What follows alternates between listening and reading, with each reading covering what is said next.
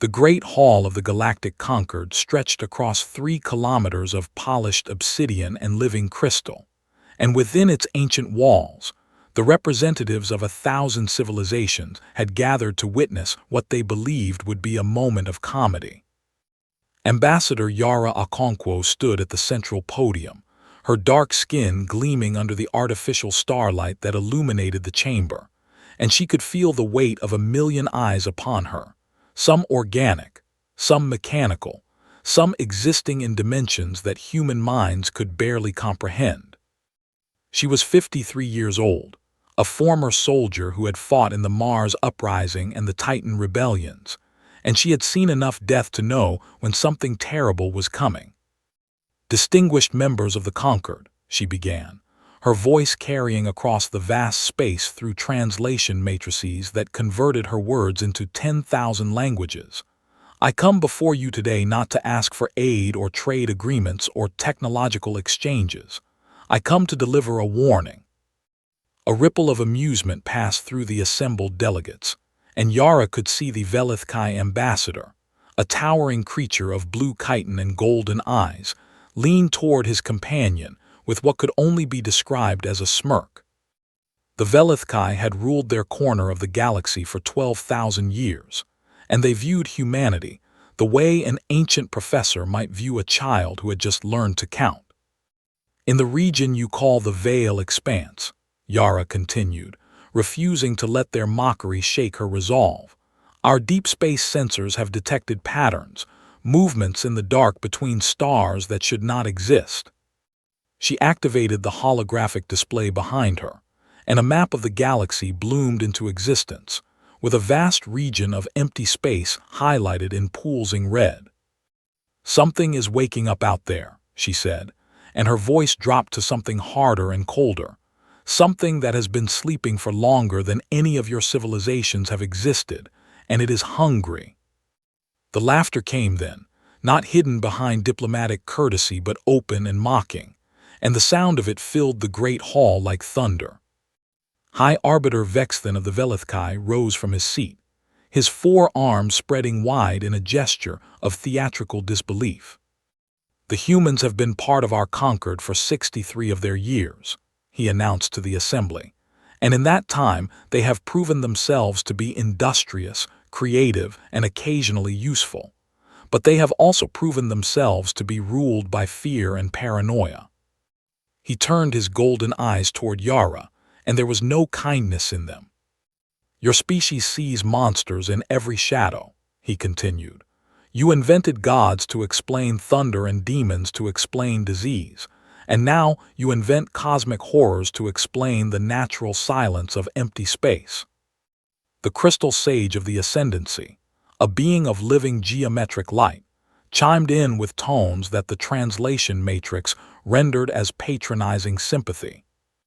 "Young species often experience what we call void fear," it explained to the assembly.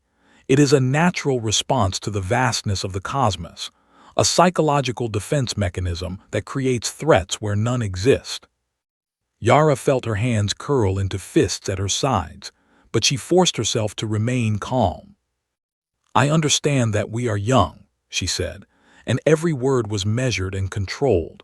"I understand that you have seen civilizations rise and fall while my ancestors were still learning to make fire. But I am asking you to consider the possibility that our youth gives us a perspective you have lost." She pointed to the red zone on the map. "We have analyzed the patterns," she continued. "We have run simulations and consulted our best scientists, and even reached out to the artificial minds we created before you told us such things were forbidden, and every single analysis comes to the same conclusion." Her voice rose, filled with an urgency that she could not contain. "There is something in the Veil Expanse, and it is moving toward populated space, and if we do not prepare now, we will not survive what is coming." The hall fell silent for a moment, and Yara allowed herself a brief flicker of hope that perhaps they were finally listening. Then the Velithkai ambassador began to applaud, slowly and sarcastically, and the sound echoed through the chamber like a death knell. "A wonderful performance," Vexthan declared, Truly, the humans have a gift for drama. Perhaps we should commission them to write entertainment for the conquered rather than waste the assembly's time with fantasy. The vote was quick and unanimous.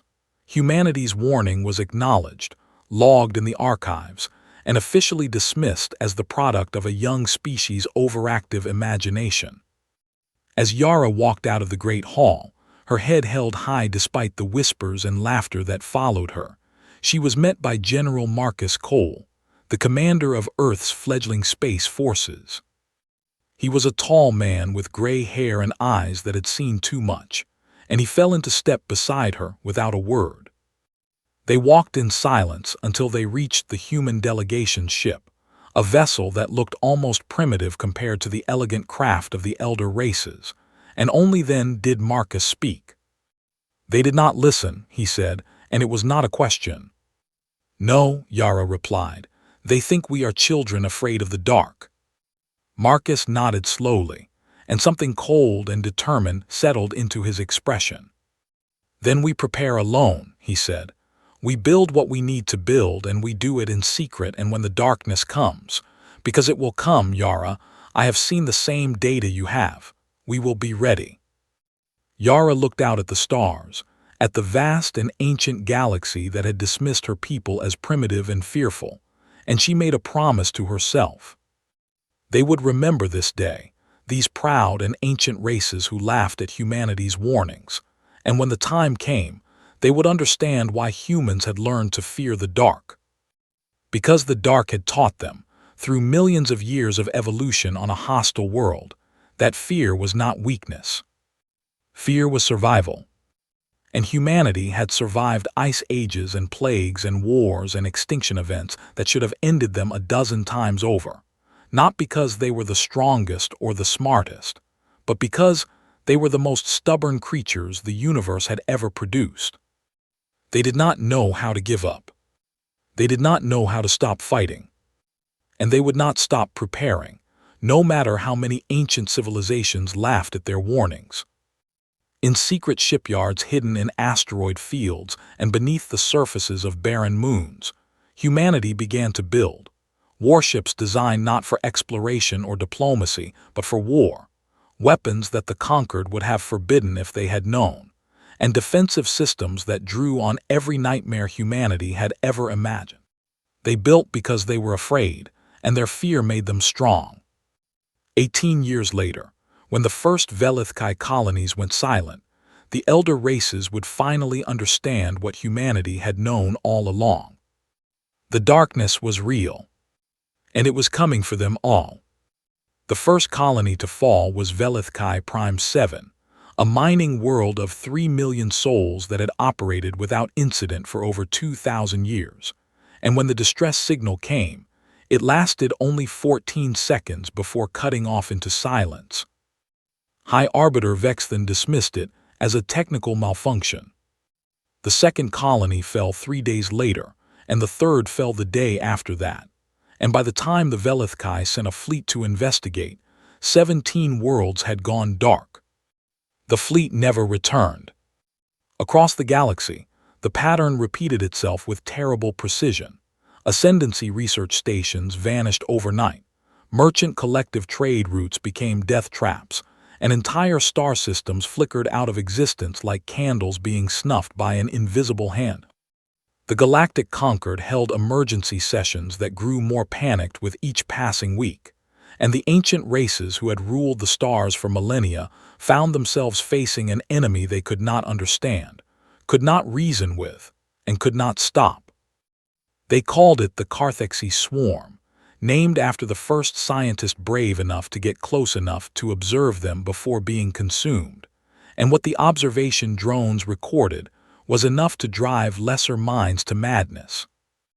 The swarm was not a single species, but a collection of biomechanical horrors that defied classification, creatures that ranged from the size of insects to the size of moons, all of them connected by a vast hive intelligence that stretched across the void like a web of hunger and malice. They did not negotiate or communicate or show any interest in the civilizations they destroyed. They simply consumed, breaking down entire worlds into raw materials to fuel their endless expansion. And nothing the Conquered threw at them made any difference. Velithkai battleships, the pride of the most powerful navy in known space, lasted an average of 4 minutes against swarm combat forms. Ascendancy energy weapons, capable of cracking planets, barely scratched the organic hulls of the largest hive ships. The merchant collective tried to buy peace, offering tribute of resources and technology, and the swarm responded by consuming their ambassadors, and then following the tribute ships back to their home systems. In 18 years, the Carthexi had done what no enemy in galactic history had ever accomplished. They had united the elder races in pure, primal terror. And so, with their fleets shattered and their worlds burning, the Galactic Conquered turned to humanity. Ambassador Yara Okonkwo stood before the assembly once more, her hair now streaked with gray and her face lined with years of preparation and sleepless nights, and she looked out at the same beings who had laughed at her warning so long ago. They were not laughing now. High Arbiter Vexthan, diminished and desperate, rose from his seat and spoke words that must have tasted like ash in his mouth. "Humanity," he began, and his voice cracked with something that might have been shame. "The Conquered formally requests your assistance in the defense of galactic civilization against the Carthexi threat. We acknowledge that we were wrong to dismiss your warnings, and we ask for your forgiveness and your aid." The hall fell silent, and every eye turned to Yara. She let the silence stretch, not out of cruelty, but because she wanted them to feel the weight of this moment, to understand what their arrogance had cost. 18 years ago, she finally said, I stood in this very hall and begged you to listen. I told you something was coming and you laughed at me. She stepped forward and her voice grew harder. 18 years ago, you called us children, primitives, a species too young and too afraid to understand the cosmos. You dismissed our fear as weakness and our warnings as fantasy. Vexthan lowered his head, unable to meet her gaze. In those 18 years, Yara continued, while you ignored the darkness gathering at the edges of your perfect civilization, humanity was preparing. We built ships and weapons and trained soldiers, not because we wanted war but because we knew it was coming. She paused, and when she spoke again, her voice was like ice. You laughed at our fear. Now you will see what those children built in the dark. She raised her hand, and the holographic display behind her flickered to life, showing not a map but a fleet, hundreds of warships emerging from hidden locations across human space, vessels of brutal efficiency designed for a single purpose. War. General Marcus Cole appeared on the screen, his gray hair now white but his eyes still sharp and cold. The 1st through 15th human battle groups are mobilizing, he announced. Total combat strength, 412 capital ships, 6,000 support vessels, and 3 million combat personnel. The assembly stared in disbelief, because humanity had been classified as a minor power with a token defense force, not a military capable of fielding a fleet larger than any single conquered member. How is this possible? The Crystal Sage demanded, its geometric form pulsing with shock. Yara smiled, but there was no warmth in it. You never asked what we were building, she replied. You were too busy laughing at our fears to notice what we were creating in response to them. She turned back to the assembly, and her voice carried the weight of a species that had learned to survive against impossible odds. Humanity will fight alongside the conquered, she declared. We will stand against the swarm and do everything in our power to stop them. But understand this, we are not doing this for you. She looked at Vexthan, at the Crystal Sage, at all the ancient and powerful beings who had dismissed her people as primitive. We are doing this because it is who we are, she said. We are doing this because somewhere in that darkness, there are innocent lives that deserve a chance to survive, and we will give them that chance, even if it costs us everything. She stepped back from the podium, and Marcus Cole's voice filled the hall once more. First contact with swarm forces is projected in 72 hours, he announced.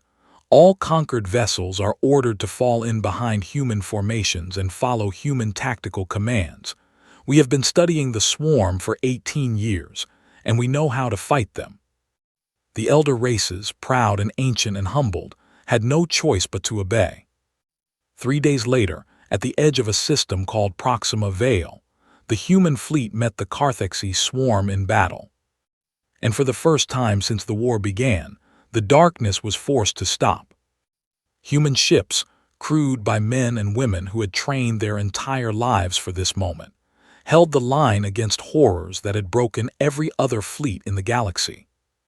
Human weapons, designed by scientists who had spent decades analyzing every scrap of data on the swarm, tore through biomechanical hulls that had resisted Velithkai fire.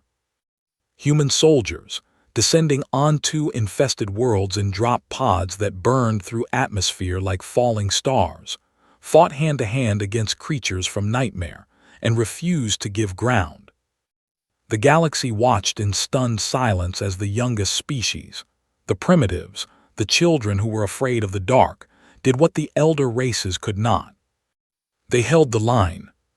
But the war was far from over, and the swarm had not survived 100,000 years by being predictable.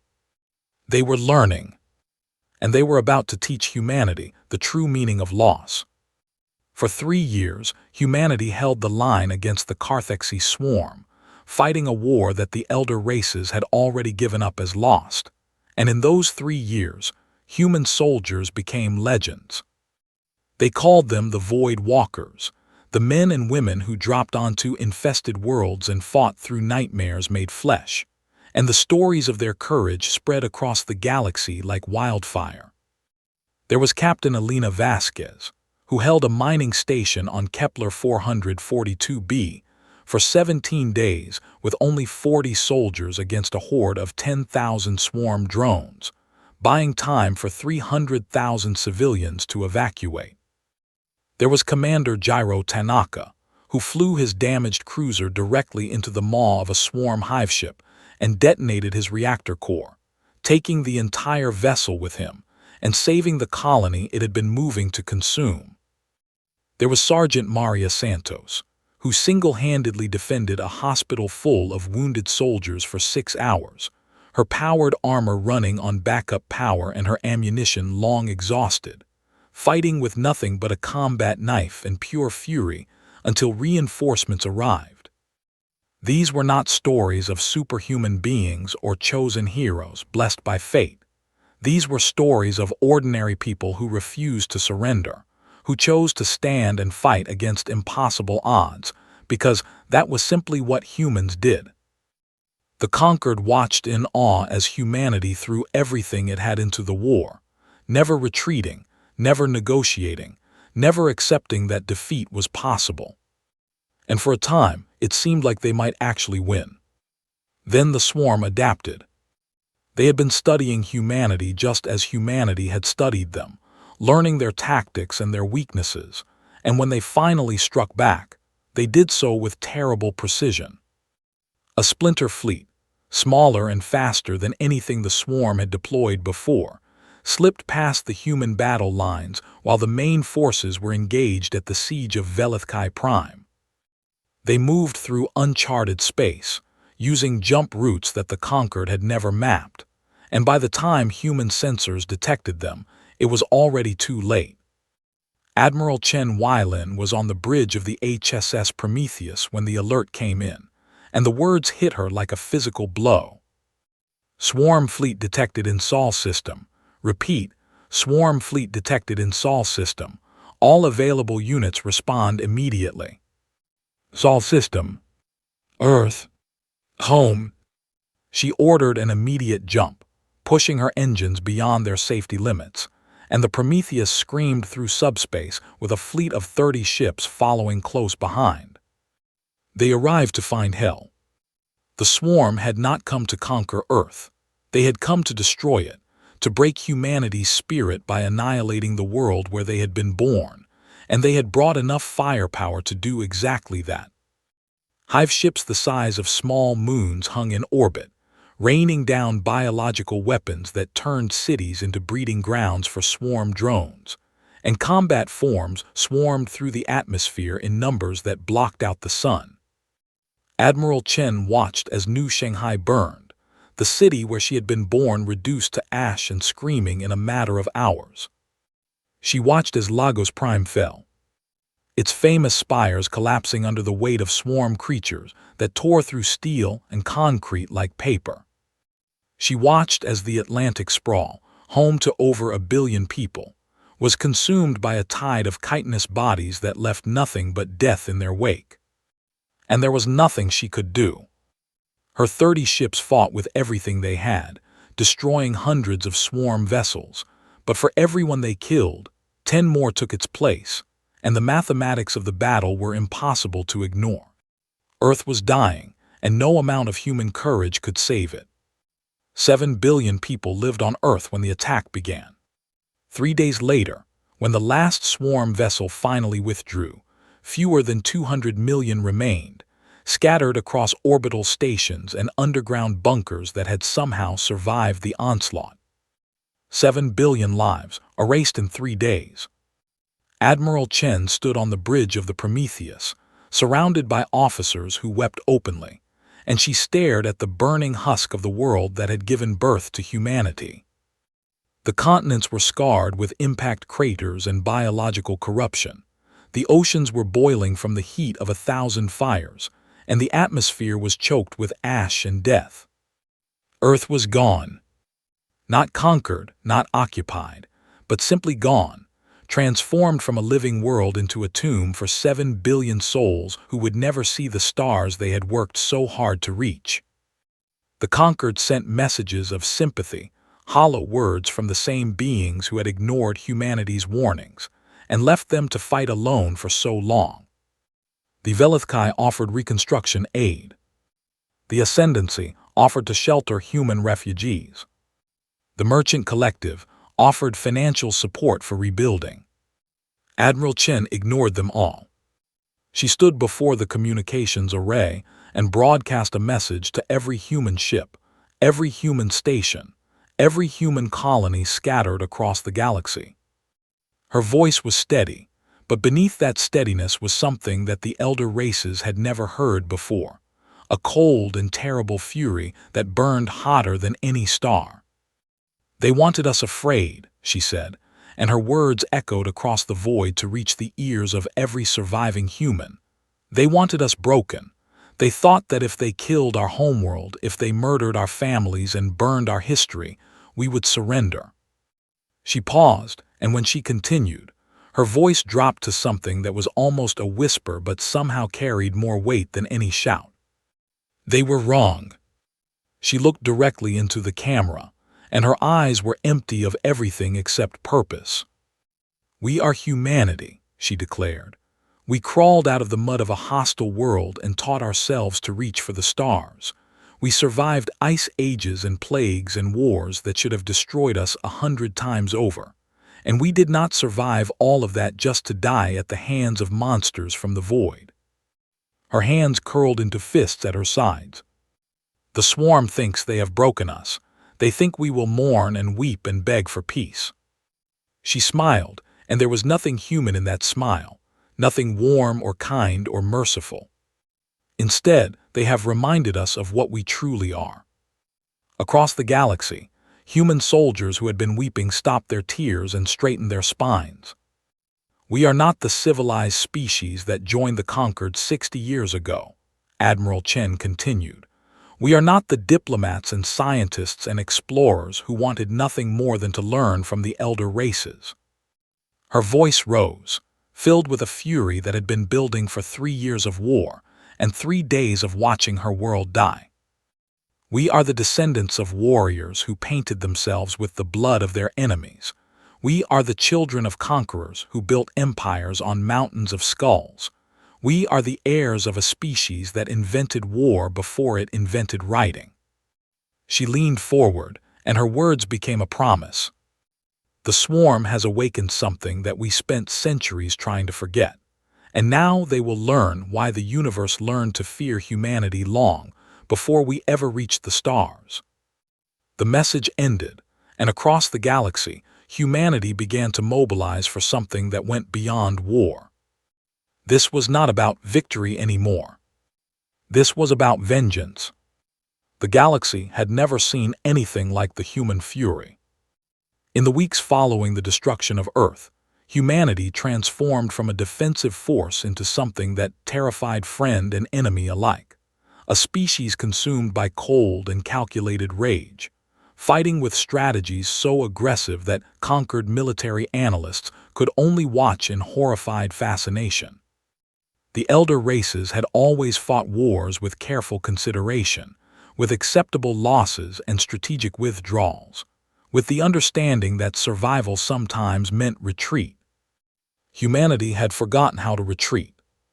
Admiral Chen Weilin led the first major offensive, a strike against a swarm staging ground in the Terminus cluster, and what she did there became a template for every human commander who followed. She did not approach the enemy fleet and engage in conventional combat. Instead, she ordered her ships to accelerate to maximum speed and jump directly into the heart of the swarm formation, emerging from subspace so close to the enemy vessels that their shields were still cycling when human weapons opened fire. It was suicidal by every standard of galactic warfare, a maneuver that should have resulted in the destruction of the entire human fleet. 17 of her 40 ships were destroyed in the first 30 seconds. The remaining 23 tore the swarm formation apart from the inside, their weapons firing in every direction, their crews fighting with the desperate fury of people who had already lost everything and had nothing left to fear. When the battle ended, not a single swarm vessel remained, and the surviving human ships limped away to repair and rearm and do it all again. The conquered called it reckless. Humanity called it effective. Across the galaxy, human forces adopted the same approach: aggressive, relentless, and utterly without regard for the traditional rules of engagement that the elder races had followed for millennia. Human scientists weaponized stars themselves, developing technology that could focus stellar energy into concentrated beams capable of cutting through swarm hive ships like a blade through flesh. Human engineers built ships that were faster and more maneuverable than anything the conquered had ever produced, sacrificing comfort and safety for raw combat effectiveness. Human soldiers developed new forms of powered armor designed specifically for boarding swarm vessels, fighting hand-to-hand against creatures that could tear through steel, and somehow winning through sheer aggression and refusal to die. The swarm, which had never faced an enemy that fought back with such ferocity, began to lose ground for the first time in the war.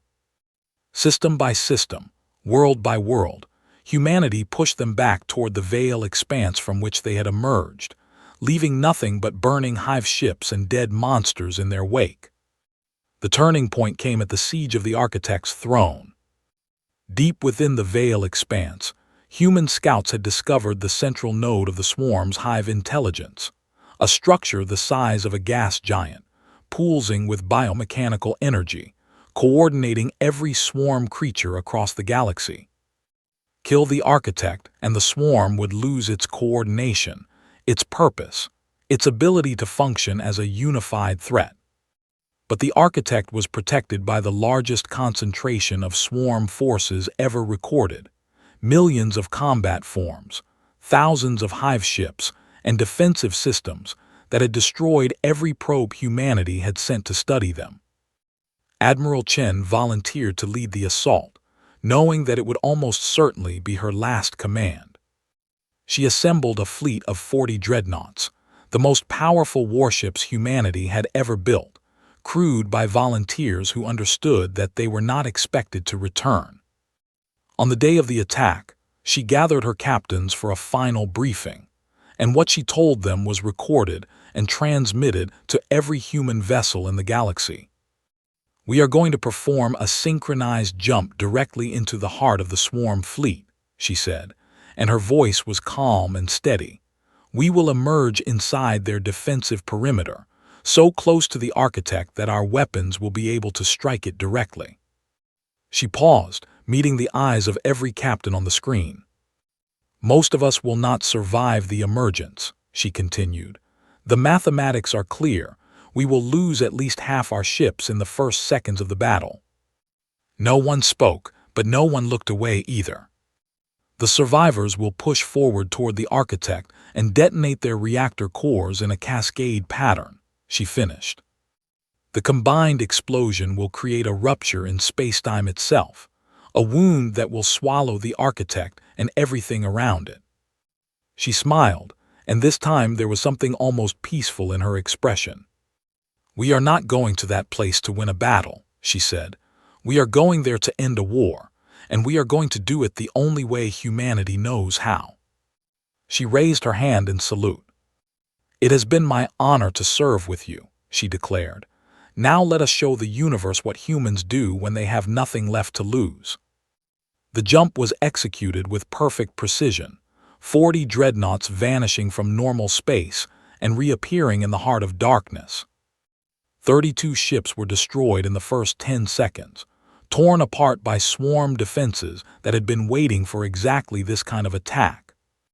The remaining 8 pushed forward, their weapons blazing, their crews fighting with the fury of the damned, driving toward the architect like arrows fired at the heart of evil itself.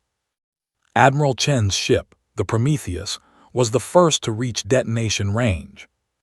She stood on her bridge as alarms screamed and hull breaches opened around her, watching the architect grow larger in her viewscreen, and she felt no fear, only a grim satisfaction that she would be the one to strike the killing blow.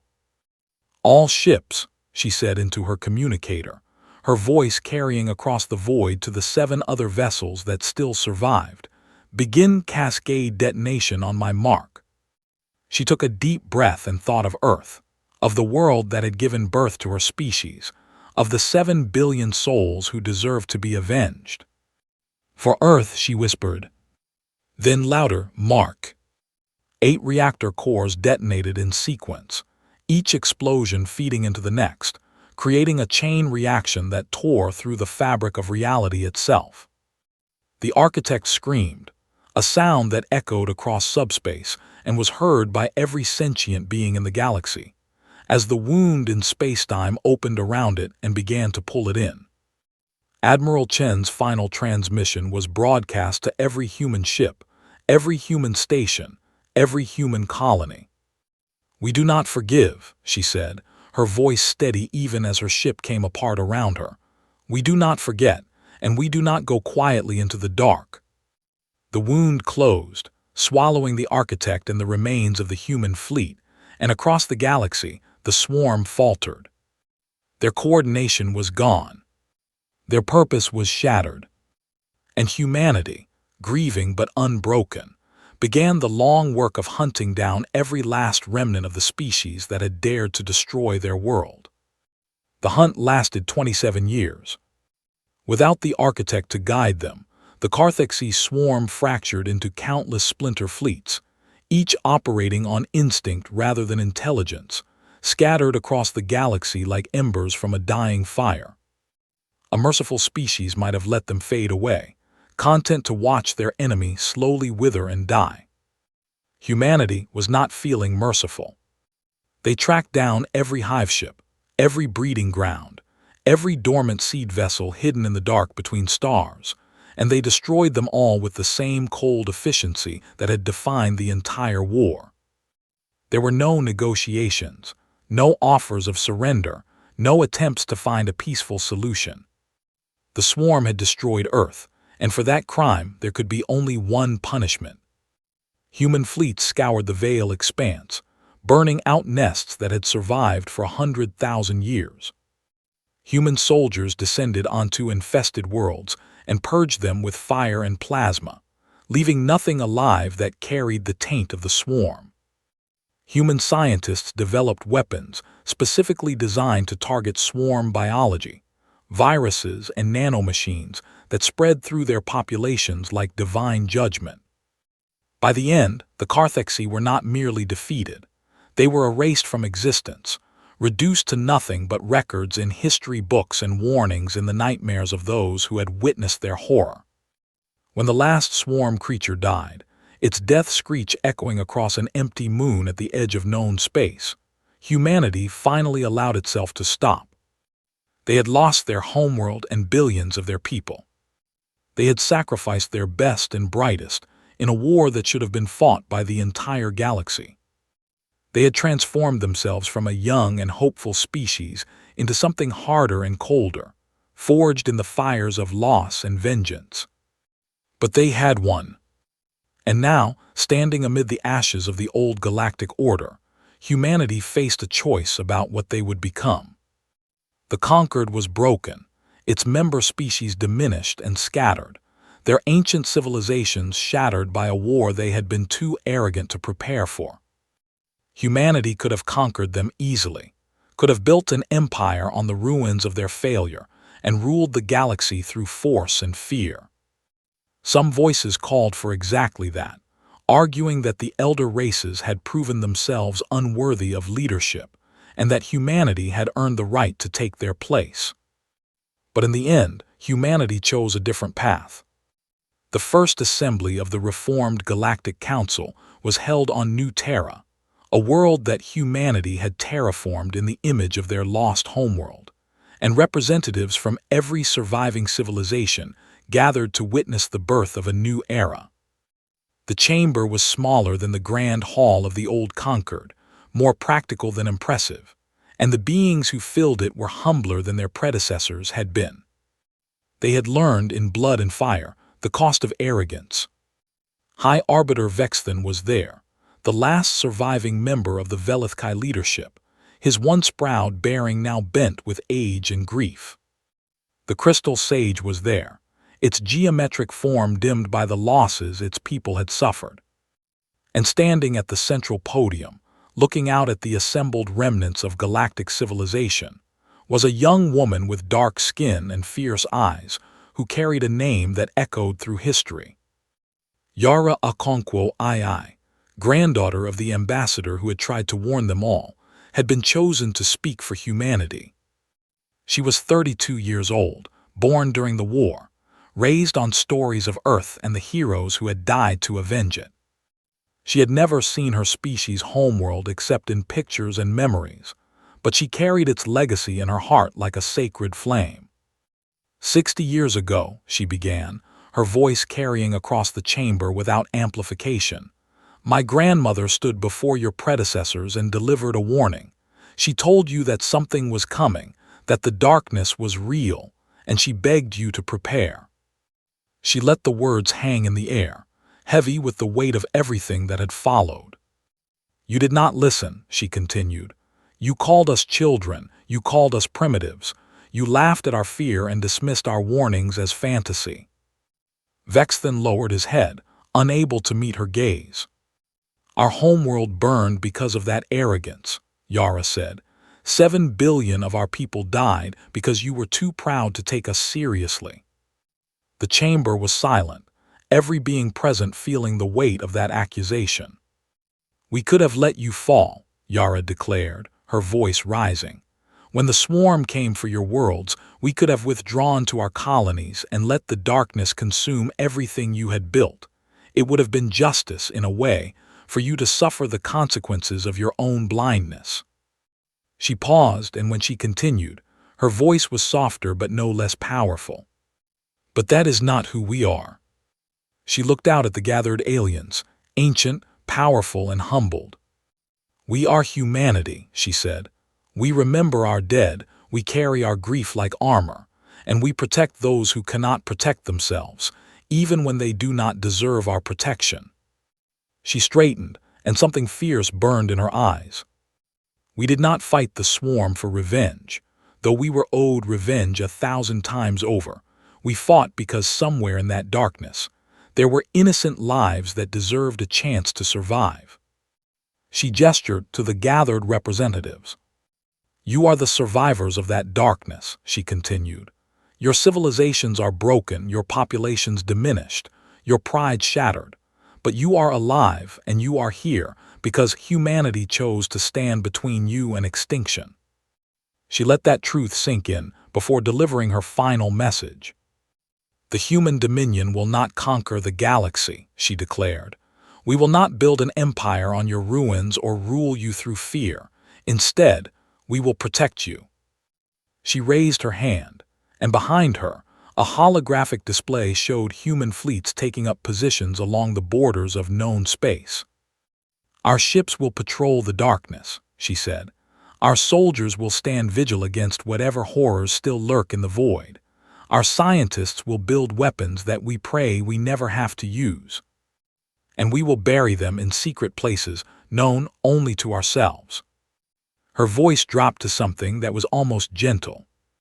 We do this not because you asked us to, and not because you deserve our sacrifice, she finished. We do this because it is who we are. We do this because we carry Earth in our hearts, and we will never let another world suffer its fate. She stepped back from the podium, and for a long moment no one spoke. Then slowly, Vexthan rose from his seat. The ancient Velethkai walked forward, his movements stiff with age and regret, and he stopped before the young human woman who represented everything his people had once dismissed. He bowed, a deep, formal bow that in Velethkai culture signified absolute respect and submission. We were wrong, he said, his voice cracking with emotion, and we are grateful. One by one, the other representatives rose and offered their own gestures of respect, each according to their own customs, until the entire chamber had acknowledged humanity's sacrifice. Yara accepted their tribute with quiet dignity, knowing that no amount of gratitude could bring back the dead or restore the world they had lost. But it was a start. In the centuries that followed, the galaxy would face new threats, horrors from the void, ancient machines awakening from their slumber, ambitious species who believed they could succeed where the swarm had failed. And every time the darkness came, the elder races did not laugh or dismiss the warnings. They called for the humans, and humanity answered, standing guard against the night, carrying the memory of Earth like a torch that would never be extinguished. The universe had learned its lesson. Fear the darkness, yes, but fear more the species that had crawled out of the mud of a hostile world and taught itself to fight back. Fear humanity, for they do not forgive. They do not forget. And they never, ever stop protecting what they love.